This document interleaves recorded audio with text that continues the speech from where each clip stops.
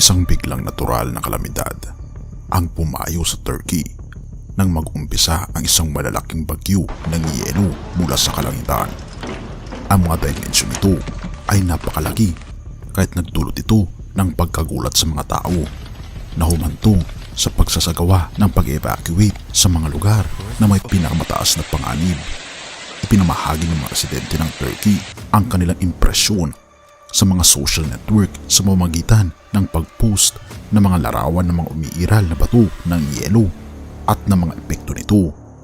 Atin itong pag-usapan, mga kaibigan. Kaya nga pala mga kaibigan, kung nais nyo mag-donate sa ating channel, ay hinihikayat kita na sumali sa ating membership club na kung saan mabe-benefit ka sa mga private chats, badges, gayon din makakatanggap ka ng ating free ebook na Steps to Christ. Ito ang isa sa mga pinakasikat na anti-stress na libro sa buong mundo ngayon. Salamat kaibigan sa inyong pagsuporta sa pag-join sa ating membership. At balik tayo sa ating topiko. Marami ang nag-aalala sa pagbabago ng klima na maaaring konektado sa pangyayaring ito. Naganap sa mga lokal na sasakyan ang pagkabigla sa kalakaran ng kalamidad na nag-iwan ng mga nasirang bubong, mga bintanang nabasag at mga tahanan na nasira. Ang pangyayaring ito ay nagpapaalala sa pangangailangan ng mas masusing pag-aaral ng pagbabago ng klima at ang epekto nito sa mga natural na pangyayari. Ito rin ay nagpapataas ng posibilidad ng pagdating ng mga extreme na kaganapan sa panahon sa hinaharap. Natutuklasan ng mga meteorologist ang mga sanhi ng kakaibang klima na ito na maaring konektado sa pandaigdigang pagbabago ng klima. Maraming sasakyan ang nagkaroon ng pinsala dahil sa malalaking bato ng yelo at malubhang nasira ang bubong ng mga bahay at gusali. At hindi nga may pagkakaila na isa ito sa mga sinyalis sa pagdating ng ating Panginoong Diyos. Ngunit may mas malala na pangyayari bago darating ang ating Panginoong Diyos.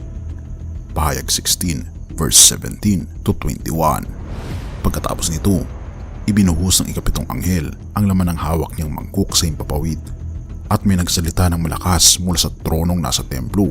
Naganap na, kumidlat, kumulog at lumindol ng napakalakas. Ito ang pinakamalakas na lindol mula pa nang likayin ang tao dito sa lupa.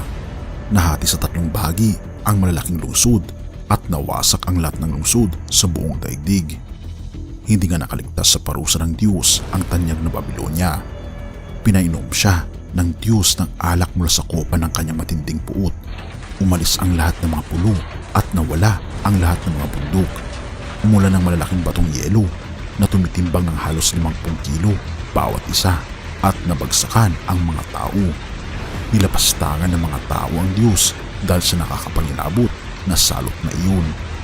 Oo mga kaibigan, may matinding pag-ulan ng yelo sa huling kapanahunan na mas terrible pa sa nangyari sa Turkey, na ang laki ng mga yelo ito ay kasing bigat ng 50 kilos na mga yelo, na ang mga tao ang mababagsakan nito. Sila ang mga tao na hindi isinuko ang kanilang kaluluwa sa ating Panginoong Diyos. Hindi nila isinuko ang kanilang pagkatao sa ating Panginoong Diyos at hindi nila kinilala ang ating Panginoong Diyos bilang kanilang manliligtas. Kaya naman sa pagkakataong ito mga kaibigan, ako ay nag-aapil sa inyong harapan na ngayon na ang panahon ng ating pagsuko sa ating Panginoong Diyos. Purihin ang ating Panginoong Diyos at salamat mga kaibigan sa iyong panonood. Tayo manalangin. Ama naming banal, mga Panginoon naming Diyos, kami po'y lubos na nagpapasalamat sa inyo dahil kayo po ang nagagabay sa amin.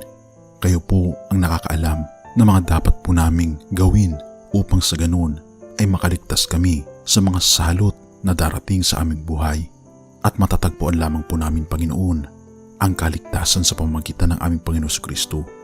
Tulungan kayo, Panginoon, na ipasakop ang aming buong buhay, ang aming buong puso sa aming Panginoong Kristo sa pagkakataong ito. Amin na pong isinusurrender ang lahat sa inyo, o aming Panginoong Diyos, at patawarin po kami sa lahat ng aming pagkukulang at pagkakasala, pagkat ito ay aming samot hiling sa matamis na pangalan ng aming Panginoong Jesus. Amen.